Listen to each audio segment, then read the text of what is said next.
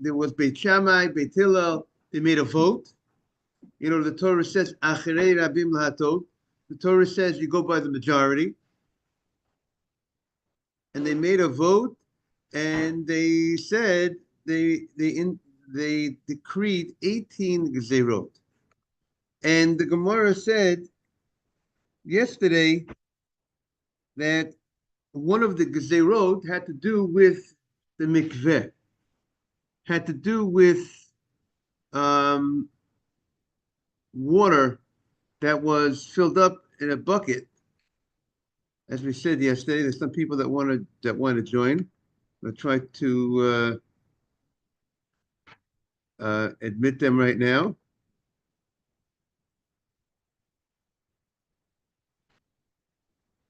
Okay, Ronnie has just joined. Good morning. Morning, Ronnie. There's someone in the waiting room.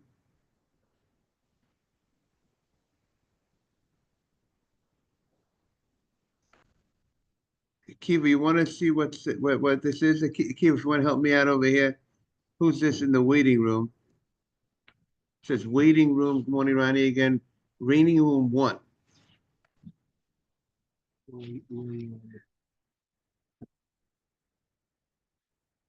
Is there someone in the waiting room?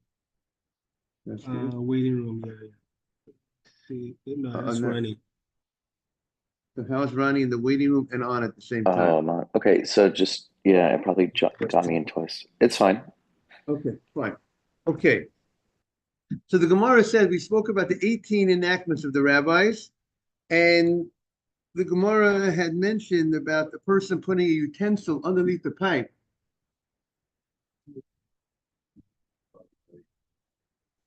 Right? If you put a utensil underneath the pipe and it collects water, and the Gemara spoke about a specific case when you put it there when it was cloudy, and then the clouds went away, and you forgot about it, and then it subsequently filled up, whether that water would be invalid to use to make a mikvah to the first 40 saw.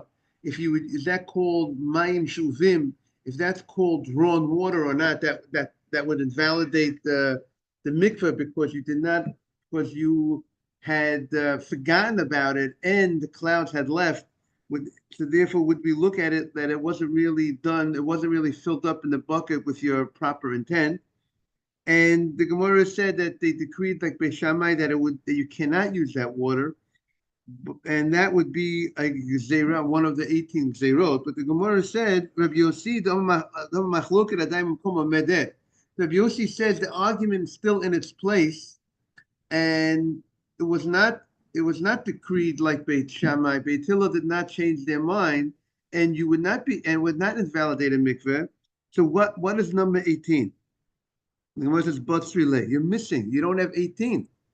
So the Gemara says, Amar Rav Nachman bar Yitzchak. You have it, David, on the right and the left, the last words on the left side on 16b4. Amar Rav Nachman bar Yitzchak, he says it was Benod Af, Benod Kudim, Nidot Mary Satan, Bo B'yom Gazu.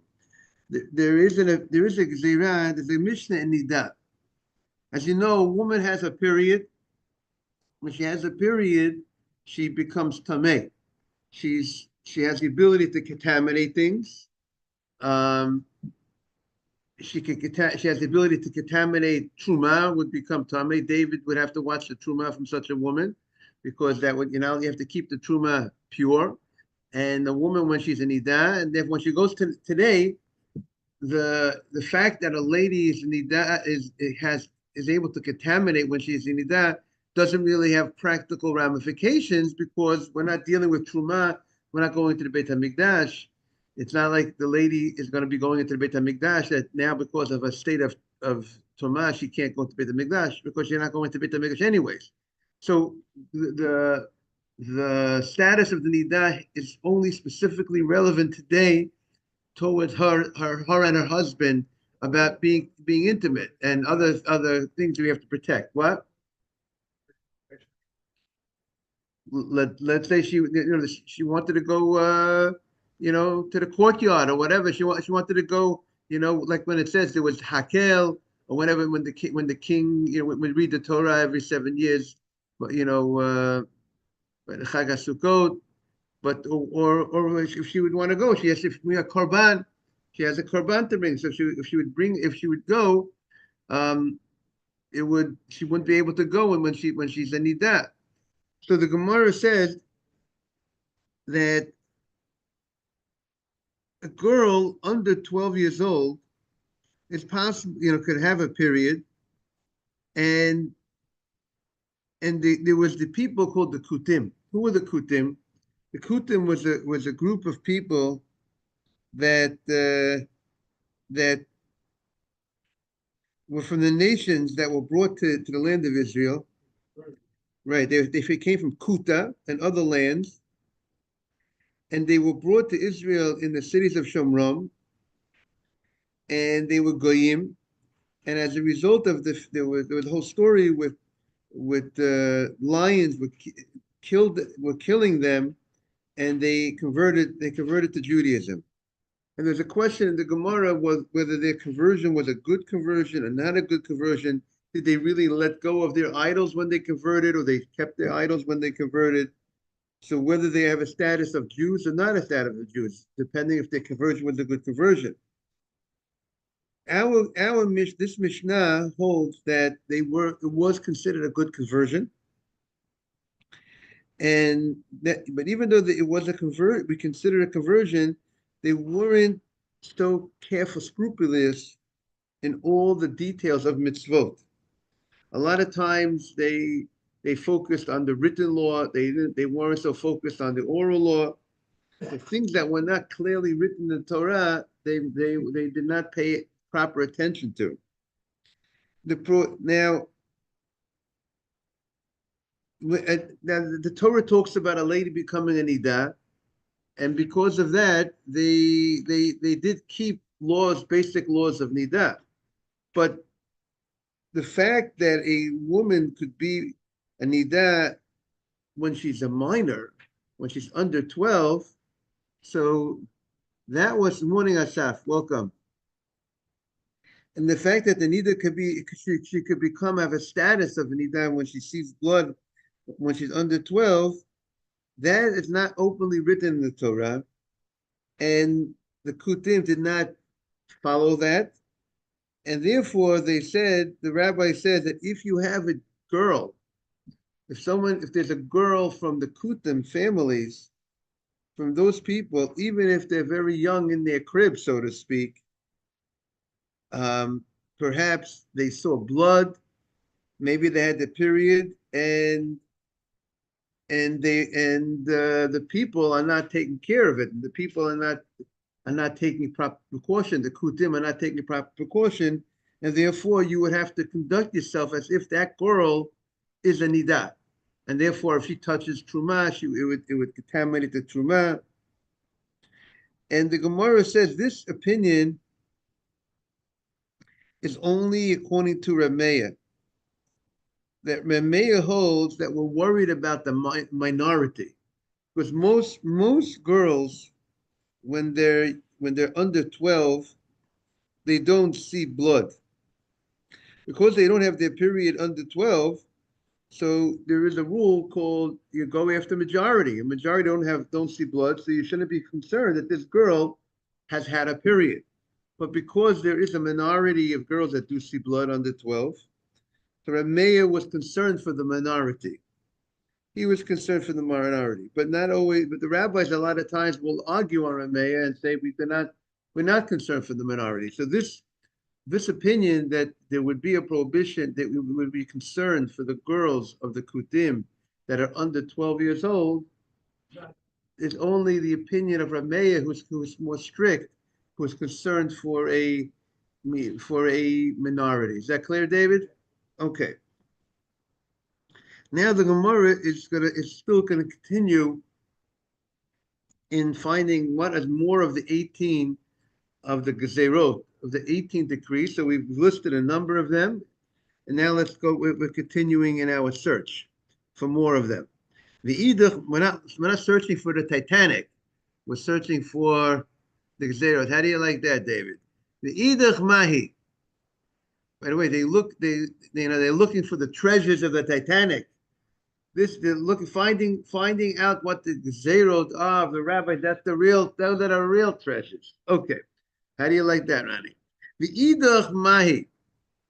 So the Gemara says, what's others of the enactments? Ditnan. We learned in the Mishnah in the Holo.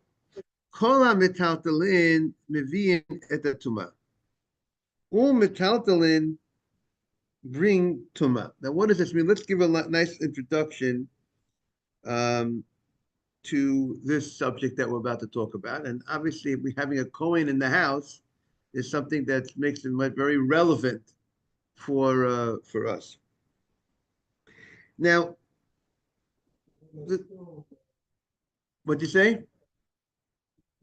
We are now on 16b4 on the right side. The right column, 16b4. Now, the Torah talks about in Pashas Chukat, which we didn't read yet. We're in Vayikra still, Pashas Shemini. It talks about Tumat Meit, the contamination of a dead body, which is the highest level of power of contamination. And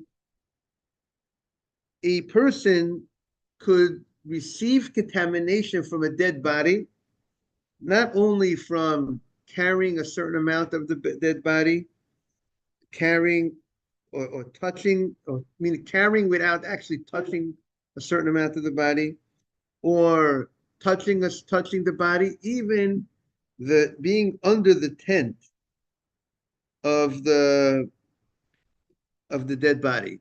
And we're going to explain what does that mean. What is something called tumat ohel, the contamination of the tent. There are three different cases of contamination of the tent. Number one, when the item is standing on top of the dead body, it is ma'ahil ahamet. For instance, if there would be a dead body right over here, and someone would be, if you would put an item on top of this, over it, right? If it goes over it, the fact that it's over the dead body, that would contaminate, that would make tameh. There would be meaning, even though you're not in the same room, right? You're outside. Someone's outside, and there's a dead body outside, and so you go something right on top of the dead body, right? Let's say 10 feet above the dead body, you place an item, that item becomes contaminated. Number two, if let's say the dead body itself is higher up, let's say the dead body is on top of something, and then there's something underneath the dead body, that item would also receive contamination. Either the item is on top of the dead body, which is that item is serving as a tent above the dead body, or the dead body is serving as a tent above the item. It also would contaminate the item that it's on top of, even though it's not touching it. Number three is the item is not above it's not directly above. Here, let's give the case. The case is the following. When two things are coming together,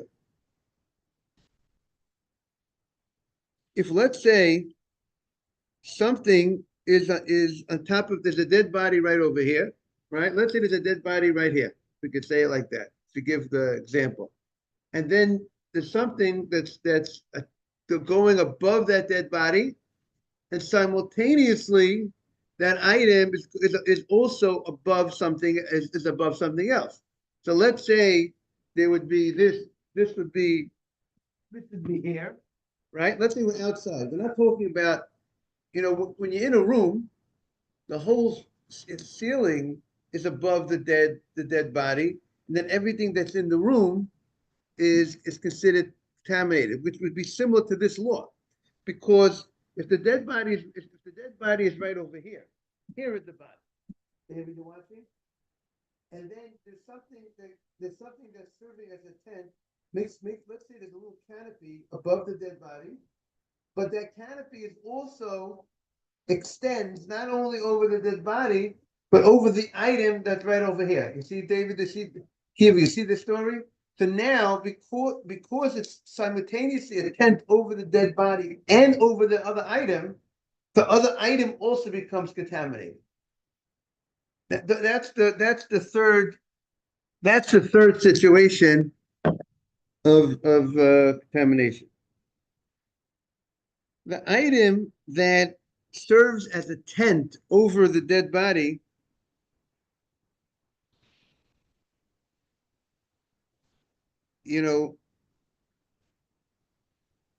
if it's going to be a tent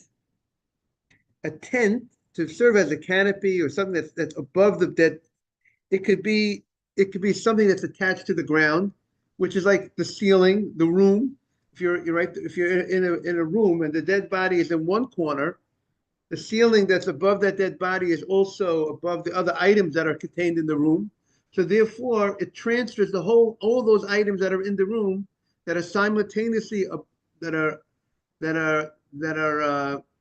on one side is something is above the dead body, and on the other side it's above other items. So then everything that's underneath becomes contaminated, being that there is this tent that's covering that's above the body, and at the same time it's above other items that are underneath this tent. Is that correct? Now, Rabbi, I have a question. yes. So let's say like a funeral home. I'm a Kohen. So let's say there's a funeral Ronnie's home. a Kohen too. How do you like that? Thank you. Let's say that one time I had to go to drop somebody off at a funeral home in New Jersey, and a Jewish one, and I didn't realize there's a canopy outside, right outside, and when I dropped them off, my car was underneath the canopy, but it was outside of the funeral home. So does that make me tameh? Good question. Would have to be. I'm just curious. Right. Yeah, I'm saying it's a good question because it's one if how would you view it as if you look at it like it's one cover that's going above. I'm not sure enough. You have to look into halachot more to see. Yeah. Okay. Yeah. Another time. But it's a good it's a very good question. In Ocean Parkway, I think sometimes there might be in Ocean Parkway trees that go over the cemetery, right? David, you're familiar with the certain places. Good morning, Morris. Great to have you.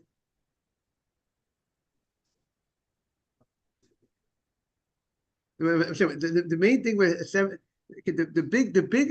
main thing is that with the cemetery, in order to become purified, you would have to have the ashes of the paraduma. So that if you don't have the ashes of the paraduma, you will not become purified. So we don't have today the ability to become purified from becoming contaminated with a dead body. Right. But the tree, Ronnie, let's say on Ocean Parkway, if there's a tree that hovers over the cemetery, and simultaneously that same tree hovers over the street where people walk. There are places, maybe in Queens, that there may places, maybe in Ocean Park, we have to check it out. That's the case of this tent that's hovering over the body and hovering over a cemetery, and at the same time it's hovering over outside the cemetery. So therefore, the Kohen will not be able to walk under that tree. Correct, David? Because that tree is simultaneously hovering over a body on one side, and on the other side of the tree, it's hovering over you when you're walking through. So that is so Ronnie's question is, Rabbi, is that the same thing with that canopy of the funeral parlor that it's hovering over the dead body because of that problem? Probably, I'm not going to mix something else. I know we're not on this topic at all completely, but when I see you, I want to know what happens in commercial flights, taking a Delta flight. Right. With flights also, I think El Al supposedly could check into it. Yes. El Al maybe when they fly the route, they try not to fly over the cemetery. But I what think if you take a commercial flight to California? It just happens to be with some American airline, and they're transporting a body in cargo you don't even know, and you're going, how does so? Is it like, what do you? I just traveled back from Florida, and I'm like, what if somebody, Right. So these are great questions. We have to go look we'll more talk into about it it. Yeah, and yeah. talk Okay, about it. okay. 100%. Thank you. Thank you. So now we're talking about, just to bring Morris up to date, we're talking about tumat mate, the power, the strength of something that's of a dead body, how far its contamination could go. So we said now we're talking about the concept that if something is ohel is above the dead body, that item that's above the dead body becomes contaminated. What's above the dead body? The dead body contamination could go up to the heavens, right? That's the concern. But so the cemetery, it goes all the way up. The contamination goes all the way up. So now, not only does it contaminate the item that it goes all the way up, but if there's an item, morning, Gary, if there's something directly above the dead body, we're not in a room, we're not talking about a room, but we'll see the room works similarly. If it's directly above the dead body, let's say outside in the street, you put a canopy over the dead body, you throw an umbrella, a long big umbrella over the dead body, and on the other side, and then underneath the other part of the umbrella, there's a pen. You have a pen. You have pens, or you have other items underneath. Those items that are underneath, even though it's not directly underneath, it's not under the dead body, it's not above the dead body, it's on the side of the dead body. But the canopy, the cover that's above the dead body is also covering that item. So that item becomes contaminated, right? Just like the room of, how does it work when the room, when you come into if there's a room where there's a dead body, everything in that room becomes contaminated. The question is, why would, if the body is here and the utensils are there, why are those utensils contaminated? Did not touch the body. The answer is because they're all under the same roof. So when you're under the same roof, that's called that being under the roof, and this part of the roof is above the dead body, and it's also above the items, so it contaminates the items that are underneath. That's how that works. Now, in order for something to have that rule, in order for this thing that's above the dead body to be able to bring contamination to the other item, the item has to be the size of the cover has to have a certain type of size. Let's say 3.5 inches by 3.5 inches. If it's not what we call, let's say, a tefach by a tefach. If the item above the dead body would be a pencil, let's say, so that pencil will become contaminated because it's above the dead body. But the pencil would not be able, and then let's say, or I'll give it, pencil's not a good example. Let's say I have something that's 2 inches, not 3.5 inches, let's say 2.5 inches wide. And 1 inch of it, 1.5 inch of it is on top of the dead body. The other 1.5 inches is on top of something else. 1 inch is on top of something else that's right, that's on the side of the dead body. So the item that's underneath, the other 1.5, the 1 inch will not become contaminated because it has to be under something that's called a tent. And being that the item that is covering, that's hovering over the dead body, does not have a specific measurements. Gary, is that clear? So therefore, it does not have a status to have the power to bring the contamination to the other side of to what's underneath that other side of that item. The other items that was tummy, correct. Right, but it will not bring the contamination to what's underneath it. Right, it's directly underneath it. Right.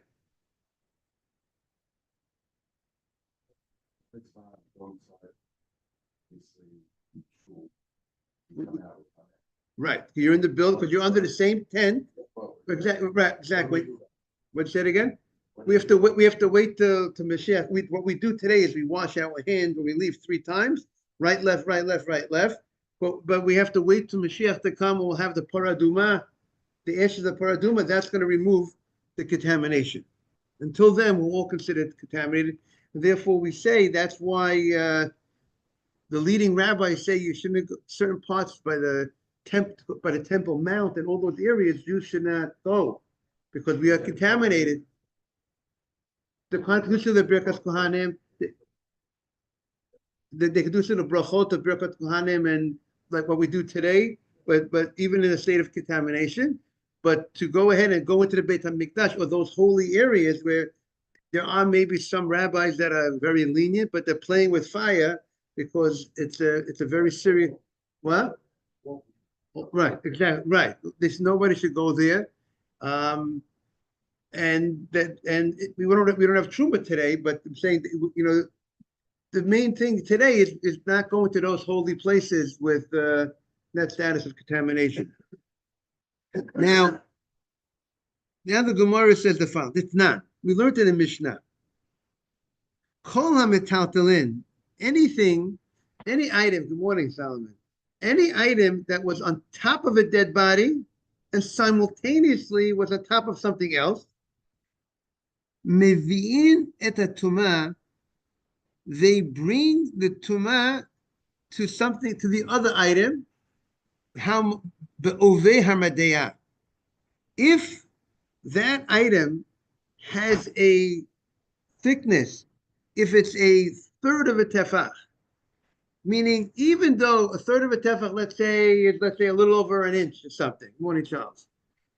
And even though we say on a Torah level, if it's less than a tefach, it will not be considered a cover to bring contamination to the other side, to the item that's underneath. But the rabbis made a gzeira, according to this opinion, that if it's a third of an inch wide, if something has the thickness of a goad, that item, it has a thickness of a goad, which is a third of a tefach, will have the goad is that stick that has a point at the end that you go ahead and you want to make sure the animals move. So you poke them. Don't poke them too hard. You poke them a little bit to get them going, right, Mr. Haber? So that the way they made it, the standard size of that goad, the thickness, that it was a third of a tefach. And what happened is, as a result of that, the circumference is a tefach. If you would draw a circle around that, if this would be the goad, this would be the stick, the goad stick.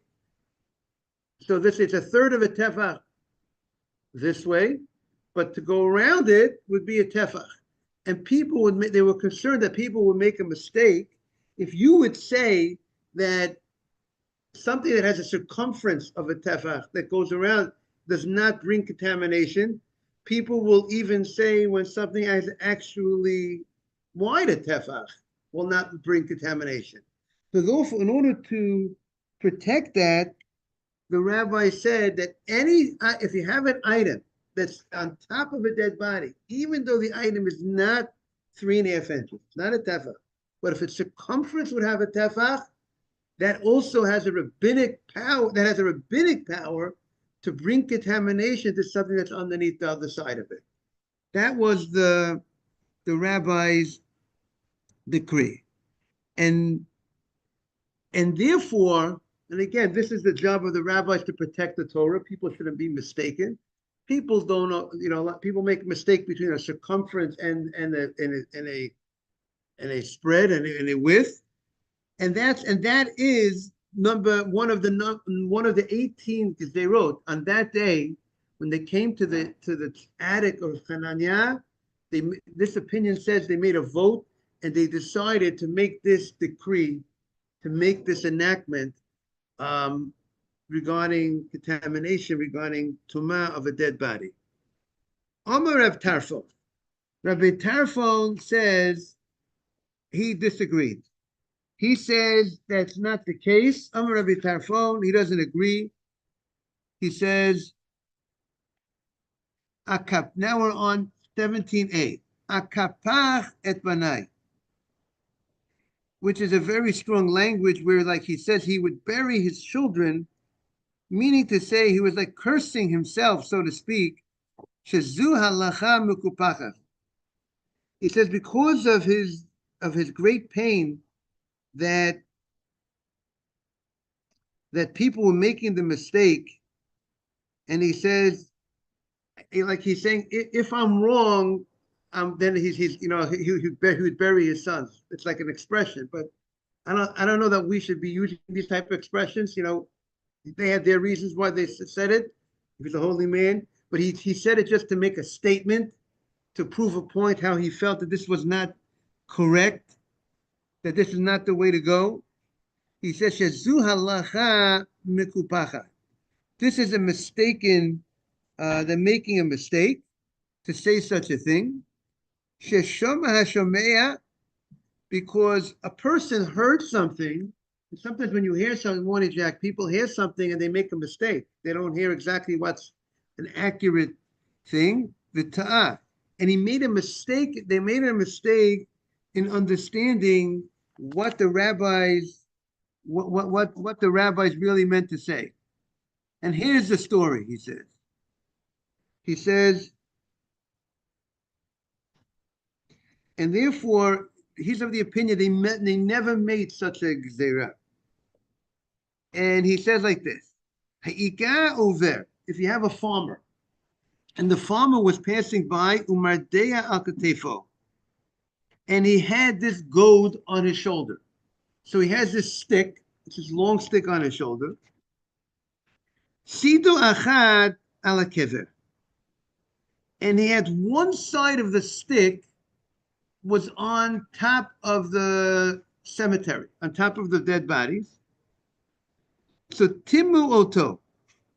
So we say the farmer becomes contaminated, mishum kelim hamahalim alamet, because of utensils that are on top of a dead body. What does that mean?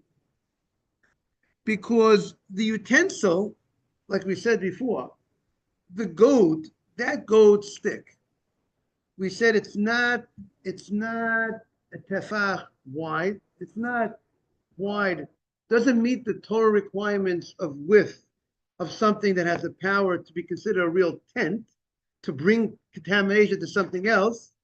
But the stick itself, being that it's on top of the dead body, because the farmer is carrying his stick on top of his shoulder, and it was on now. So the stick, and the fact that the stick was on top of the dead body, so the stick becomes contaminated. The stick becomes, even though the stick itself cannot be a tent, it doesn't have the ability to be considered a tent because it's not thick, it's not wide enough, the stick. But the stick, even though it's not wide enough to be considered a cover, yet the stick becomes contaminated because it was on top of the person who died. Now, the person who's carrying, if I'm holding the stick, so the stick now becomes an avatuma. The stick becomes contaminated because it was on top of a dead body. The dead body is called the avi avotuma, grandpa, so to speak. The stick becomes the father. The stick becomes contaminated, and now me holding the stick, I become contaminated, but I have a contamination of one day to the nighttime. Then I would go to the mikveh. It's not a 7-day contamination. The utensil has a contamination of 7 days, but because it was on top of the dead body. So that was the case that they said that the person holding the stick is contaminated. So now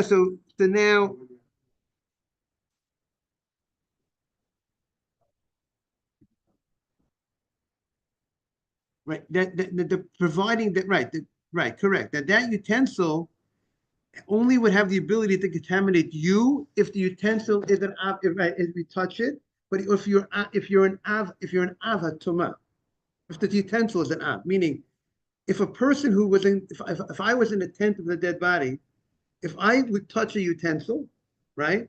If I went to I was in a funeral parlor. If I become an avatuma if I touch a utensil, right? So now, so me as touching a utensil, I'm an avatuma. I can contaminate a utensil. But now, once the utensil, it becomes a rishon. So I subsequently touch this. This becomes now. This now does not have a power to contaminate David. A utensil that's a rishon, anything that's a rishon l'tuma cannot it cannot contaminate food. It can contaminate food. It contaminate liquid, but it's not powerful enough to contaminate another utensil or a person. To contaminate a person or a utensil, it has to be from at least an av hatuma. It has to come from a daddy of tum. You have to have a higher level. Right, you touch the body, right? That item, exactly. Right, exactly. The rishon is the secondary. He's the first. That item does not have the power to contaminate a person or a utensil. So in this case, now the person who heard the ruling thought that they made the farmer contaminated. People made a mistake to think that when the farmer was holding the goat and he was holding the goat, which is not a tefach, which does not meet the size of a tent, they made a mistake to think that that the farmer himself is contaminated for 7 days. But the farmer is not contaminated for 7 days because it was not a proper tent over the farmer, because the goat that the farmer was holding onto was less than a tefach, not a real tent. So therefore, it will not contaminate the farmer as being someone underneath the tent of a dead body. It will only contaminate the farmer for 1 day because he came in contact with something which was. Or the stick is an av because it was on top of the dead body itself. One side was on top. It's an av. It's not a rishon. It's an av, but the person is the rishon. And the people made a mistake to think that the person was an av. People thought that the same way that people thought that he becomes an av because he's also underneath this cover. But really, it's not because he's underneath the cover. It's not a cover. Because if it's not a tefach, it's not a cover. Want to wish everyone, it's a little complicated, everybody. Want to wish everybody have a great day. Thank you. Shabbat See shalom. everybody on Monday. Looking forward. Thank you. Shabbat shalom. Take care. You too. Bye-bye.